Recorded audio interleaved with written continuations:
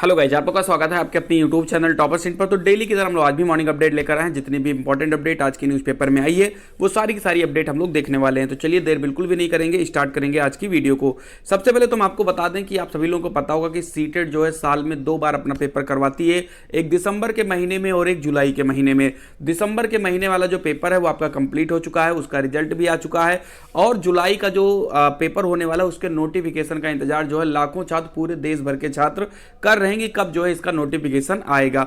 जैसे कि मैं आपको बता दूं कि अगर मैं यहां पर एक चीज जो क्लियर कर दूं वो चीज ये है कि सीटेट जब भी अपना पेपर करवाती है उसके 15 से 20 दिन के अंदर, या हम कहें 1 महीने के अंदर, ज़्यादा ज़्यादा अगर समय लग रहा है तो 1 महीने के अंदर वो अपना नोटिफिकेशन जारी कर देती थी दूसरे वाले सीटेट के लिए। लेकिन अब की बार जो है सीटेट पता नहीं क्यों बहुत ज़्यादा विलंब कर रहा है नोटिफिकेशन के ही नहीं। जो आप लोगों को पता होगा कि जब आप पेपर देने जाते हो सीटेट का तो आपका रिजल्ट आता है, वो रिजल्ट आपका जो है ओरिजिनल रिजल्ट जो आपका होता है वो डिजी लॉकर पर डाला जाता है। तो अभी तक जिन छात्रों ने दिसंबर वाला जो सीटेट दिया है उसको अभी तक जो है डिजी लॉकर पर ही नहीं डाला गया, इसलिए अब की बार सीटेट का जो काम है काफी ज्यादा स्लो लग रहा है। ऐसे में आप सभी लोगों के बार बार कमेंट आ रहे हैं कि कब आएगा, तो उसको लेकर के एक न्यूज भी आई है। पहले हम इस न्यूज को पढ़ते हैं फिर बात करते हैं। टीचिंग में करियर बनाने के लिए सेंट्रल या स्टेट लेवल के टेस्ट से गुजरना पड़ता है। इनमें एक केंद्रीय शिक्षक पात्रता परीक्षा का आयोजन साल में 2 बार किया जाता है। इस परीक्षा को पास करने वाले उम्मीदवार केंद्रीय और राज्यों की शिक्षक भर्ती में शामिल होने के योग्य हो जाते हैं।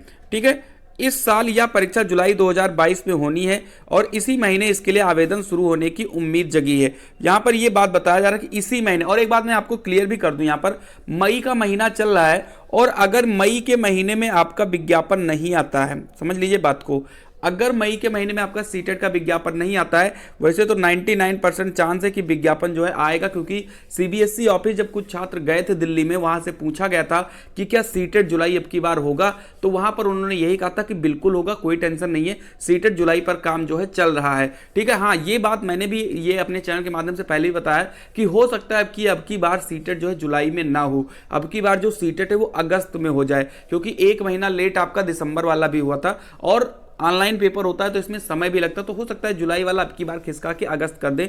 और अगर मई में नोटिफिकेशन नहीं आता है तो कहीं ना कहीं ये बात बिल्कुल पक्का है कि अब की बार सीटेट जुलाई नहीं होगा, फिर आपका सीटेट दिसंबर में ही होगा। लेकिन उम्मीद यही है, क्योंकि जैसा कि सीबीएसई ऑफिस में बताया गया है कि सीटेट जुलाई होगा, भले ही वो जुलाई के बजाय अगस्त में पेपर करवाया जाए। तो अभी हम लोग मई तक इंतजार करते हैं और देखते हैं क्या विज्ञापन आता है या नहीं आता है।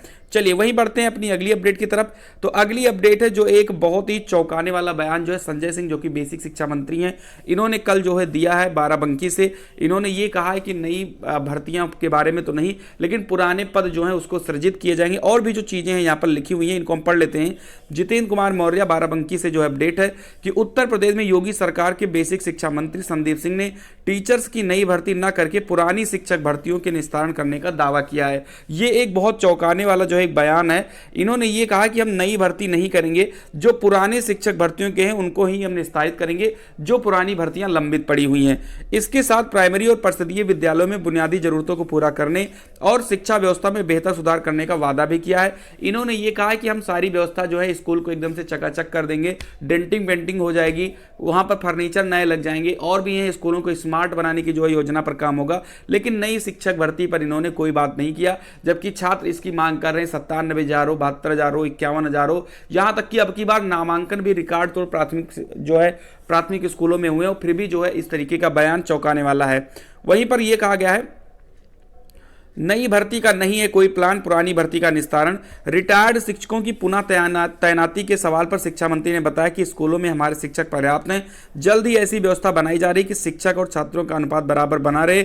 शिक्षक भर्ती को लेकर मंत्री ने कहा कि अभी सरकार के पास नई भर्ती का कोई प्लान नहीं है, लेकिन पुरानी शिक्षक भर्तियों के निस्तारण को सरकार जल्द पूरा करेगी।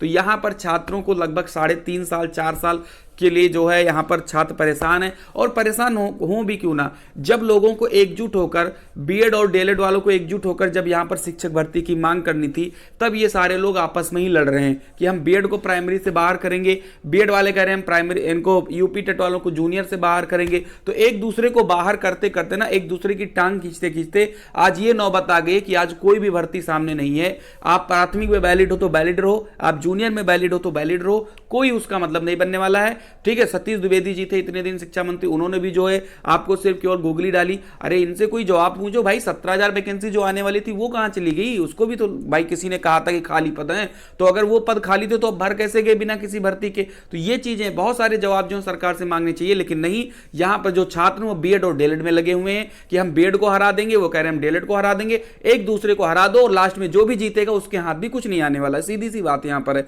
चलिए वहीं पर आते हैं अपनी अगली अपडेट के बारे में। तो अगली अपडेट जो है यूपीपीएससी से आई है। देखो यार, अगर आपको चैनल पर दी गई जानकारी बिल्कुल सही लगती है, सटीक लगती है, तो प्लीज आप चैनल को जरूर सब्सक्राइब करें ताकि आप सभी लोगों को घर बैठे सारी अपडेट सही समय पर मिल सके। वहीं पर बढ़ते हैं अगली अपडेट जो यूपीपीएससी से आई है कि सीधी भर्ती से ज्यादा जरूरी लिखित परीक्षा के कट ऑफ अंक है। उत्तर प्रदेश लोक सेवा आयोग सीधी भर्ती के कट ऑफ अंक एवं प्राप्तांक तो एक सप्ताह में जारी कर दे रहा है, लेकिन लिखित परीक्षा से होने वाली भर्ती के प्राप्तांक एवं कट ऑफ अंक जारी करने से कतरा रहा है।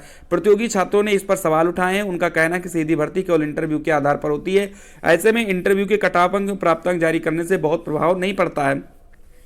पारदर्शिता का दावा करने वाले आयोग को लिखित परीक्षा से होने वाली भर्ती के कट ऑफ अंक और प्राप्तांक पूर्व की बात अंतिम चयन परिणाम वाले दिन ही जारी कर देना चाहिए।